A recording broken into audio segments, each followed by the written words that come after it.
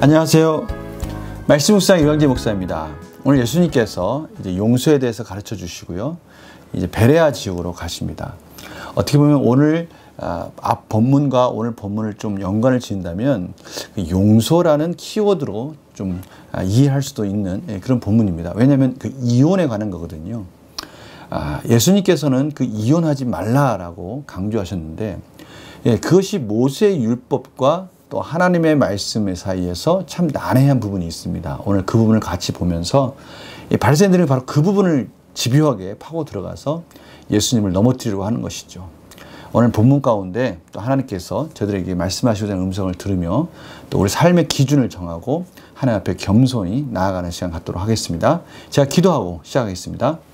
하나님 아버지 감사합니다. 저희들 늘 부족합니다. 늘 연약합니다. 때로는 말씀조차도 우리 인간적인 마음으로, 인간적인 욕심으로 그것을 합리화시키는 도구로 쓰고자 하는 욕심도 있습니다. 하나님, 저희들의 이러한 종교적 열심과 종교적 그릇된 마음들을 깨트려 주시고 온전히 복음 안에, 말씀 안에 순종한 삶으로 인도하여 주시옵소서. 성령님 교명하여 주시옵소서. 감사드리며 예수님의 이름으로 기도드립니다. 아멘. 마태복음 19장 1절에서 15절 말씀을 제가 봉독해 드리도록 하겠습니다. 예수께서 이 말씀을 마치시고 갈릴리를 떠나 요단강 건너 유대 지경에 이르시니 큰 무리가 따르거늘 예수께서 거기서 그들의 병을 고치시더라.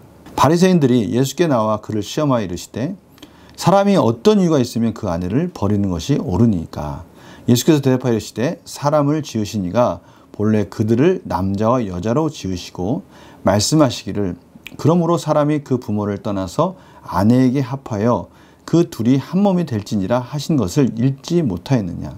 그런즉 이제 둘이 아니요 한 몸이니 그러므로 하나님이 짝지어 주신 것을 사람이 나누지 못할지니라 하시니. 여짜오되 그러면 어찌하여 모세는 이혼 증서를 주어서 버리라 명하였나이까. 예수께서 이르시되 모세가 너희 마음의 완악함 때문에 아내 버림을 허락하였거니와 본래는 그렇지 아니하니라. 내가 너희에게 말하노니 누구든지 음행한 이유 외에 아내를 버리고 다른 데 장가드는 자는 간음함이니라. 제자들이 이르되 만일 사람이 아내에게 이같이 할진대 장가들지 않는 것이 좋겠나이다. 예수께서 이르시되 사람마다 이 말을 받지 못하고 오직 타고난 자라야 할지니라. 어머니의 태로부터 난 고자도 있고 사람이 만든 고자도 있고 천국을 위하여 스스로 된 고자도 있도다. 이 말을 받을 만한 자는 받을지어다. 그때 사람들이 예수께서 안수하고 기도해 주심을 바라고 어린아이들을 데리고 오매 제자들이 꾸짖거늘 예수께서 이르시되 어린아이들을 용납하고 내게 오는 것을 금하지 말라. 천국이 이런 사람의 것이니라 하시고 그들에게 안수하시고 거기를 떠나시니라. 아멘. 오늘 본문을 보니까요, 3절에 보면 바리새인들이 예수께 나와 그를 시험하여 이르되 예수님을 넘어뜨리려고 하는 거예요. 참 이 장면을 볼 때마다 저는 참 안타깝습니다. 구약을 잘 알고 있고 말씀에 능통한 자들, 어쩌면 그 말씀이 이루어지고 성취되는 것을 통해서 예수님을 가장 잘 분별해서 깨닫고 따라가야 될 이 바리새인들이 예수님을 어떻게 하든 넘어뜨리려고 하는 이런 이 완악한 마음을 저희들이 보게 되는 거예요. 이들이 지금 공격하는 것은 이혼에 관한 문제인데요. 이것도 자기들이 알고 있는 거니까 지금 공격할 수 있는 거예요. 예수님께서 마태복음 5장 31절 32절에 보면 이런 말씀하셨습니다. 또 일렀으되 누구든지 아내를 버리려거든 이혼 증서를 줄 것이라 하였으나 이거 모세의 율법이죠. 모세가 그렇게 말한 적이 있으니까 예수님께서 이제 그 부분을 다시 해석해 주는 겁니다. 모세가 그렇게 말한 적이 있으나 그 율법이 있지만 32절에 나는 너희에게 이르노니 누구든지 음행한 이유 없이 아내를 버리면 이는 그러 간음하게 함이요 또 누구든지 버림받은 여자에게 장가든 자도 간음함이니라. 이혼하지 말라는 거예요. 한마디로 말하면 뭐 간음하고 안 하고를 떠나서 이혼하면 안 된다라는 부분을 지금 강조하는 것이죠. 하나님이 짝지어준 그 부부가 이혼해서는 안 된다는 것을 예수님은 그 율법을 모세 율법을 가지고 그것을 교묘하게 이용하는 자들이 있을 것 같아서 지금 하나님의 마음을 잘 다시 해석해 주시고 계십니다. 앞에서도 계속해서 그 율법을 하나님의 마음 가운데 온전히 다시 설명해 주시는 그런 장면이 있듯이 이 이혼에 관한 부분도 그렇게 해석해 주신 거예요. 그런데 그것을 가지고 와가지고 이제 교묘하게 예수님을 넘어뜨리려고 질문을 하는 겁니다. 왜냐면요, 모세 율법과 또 예수님의 그 말씀이 충돌하는 부분이 분명히 있거든요. 그러니까 이렇게 질문합니다. 3절에 바리새인들이 예수께 나와 그를 시험하여 이르되 사람이 어떤 이유가 있으면 그 아내를 버리는 것이 옳으니까. 바로 그 부분입니다. 이혼에 합당한 이유가 될 수 있습니까? 이렇게 물어보는 것이죠. 그때 예수님께서 이렇게 말씀하십니다. 사람을 지으시니가 본래 그들을 남자와 여자로 지으시고. 창세기 말씀이죠. 말씀하시기를 그러므로 사람이 그 부모를 떠나서 아내에게 합하여 그들이 한 몸이 될지니라 하신 것을 읽지 못하였느냐. 이 결혼의 문제는 하나님 앞에서 중요하고 거룩한 의식인 것입니다. 그런즉 이제 둘이 아니요 한 몸이니 그러므로 하나님이 짝지어 주신 것을 사람이 나누지 못할지니라. 결혼은 인간과 인간이 임의적으로 하는 것이 아니라 하나님의 은혜 가운데 하나님의 섭리로 그들이 하나가 되었다라는 아주 거룩하고 성스러운 그러한 의식인데, 그것을 소홀히 여기서는 안 된다라는 부분을 지금 강조하는 것이죠. 이들이 이제 딱 그 부분을 또 걸고 넘어지는 것입니다. 여짜오되 그러면 어찌하여 신명기 24장 1절 4절에 있는 말씀을 가지고 공격하는 거예요. 보십시오. 이들은 율법을 너무나 잘 알고 있으니까 이렇게 공격하는 겁니다. 그런데 중요한 것은 율법을 많이 알고는 있는데, 앞에서도 제가 계속해서 말씀드리지만 하나님의 뜻과는 전혀 상관없는 그들 나름대로 그 율법을 그릇되게 해석을 함으로 인해서 예수님도 알아보지 못하고 그들의 종교적 기득권만을 지금 차지하려고 예수님을 좀 죽이려고 하는 이러한 지경까지 이르렀으니 이것이 얼마나 안타깝습니까? 그래서 그들이 이렇게 확인하는 거 아닙니까? 모세는 이혼 증서를 주어서 버리라 명하였나이까? 왜 그렇게 말했습니까? 그러니까 예수님께서 모세가 너희 마음의 완악함 때문에 아내 버림을 허락하였거니와 본래는 그렇지 아니하니라. 너희들이 너무나 완악하기 때문에 그 이혼 증서를 써서 이혼하는 것이 더 낫다라고 말하는 것이지. 다시 말하면 부부간의 관계가 더 이상 유지할 수 없는, 오히려 더 심각한 상황까지 치달을 수 있는 그런 상황이 됐을 때, 어떻게 보면 이혼밖에 길이 없을 때, 그때 그 완악함 때문에 이 길을 하나 만들어 놓은 것이지 본래부터 이 길이 있는 것은 아니다라는 것이죠. 공동체가 성적인 문제로 파괴된다는 것은 이런 가정의 문제 아니겠습니까?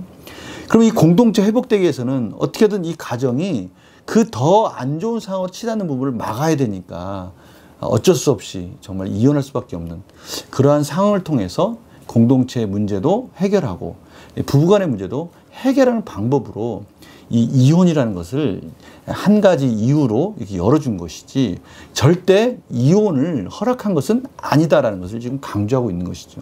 내가 너에게 말하노니 누구든지 음행한 이유 외에 아내를 버리고 다른 데 장가든 자는 간음함이니라. 참 얼마나 인간이 완악하면 지금 모세가 정말 인간의 사악함 때문에 그것을 더 이상 결혼을 유지할 수 없는 그런 타락한 지경에 이르러서 어쩔 수 없이 이혼한 길을 그 여인이 또 합당하게 이혼 증서와 함께 다른데 또 시집갈 결혼할 수 있는 그러한 합법적인 그러한 장치를 마련해 줄 수밖에 없는 그런 상황을 모세가 만들었는데, 아, 이혼할 수 있구나라는 것을 또 교묘하게 하나를 가지고 와가지고 그것을 또 자기네들의 삶에 맞춰서 또 합리화시키는 그런 해석을 한다는 것이죠. 이 당시에는 유명한 랍비에 따라서 그 학파들이 있었는데요. 샴마이, 힐렐, 아키바 이 세 유명한 랍비 아래 이 부분을 또 해석한 부분이 있습니다. 샴마이는 예수님과 동일한 그런 의미를 가지고 음행한 이후에는 이혼하면 안 된다라고 보수적이라면, 힐렐과 아키바는 좀 진보적이라 할 수 있어요. 힐렐과 진보적이라 좀 대중적입니다.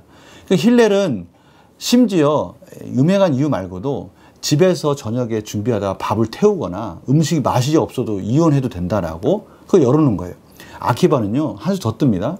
남편이 지나가다가 자기 아내보다 이쁜 여자를 만났으면 이혼해도 된다, 이렇게까지 나갔어요. 이것이 인간의 재성입니다. 재성.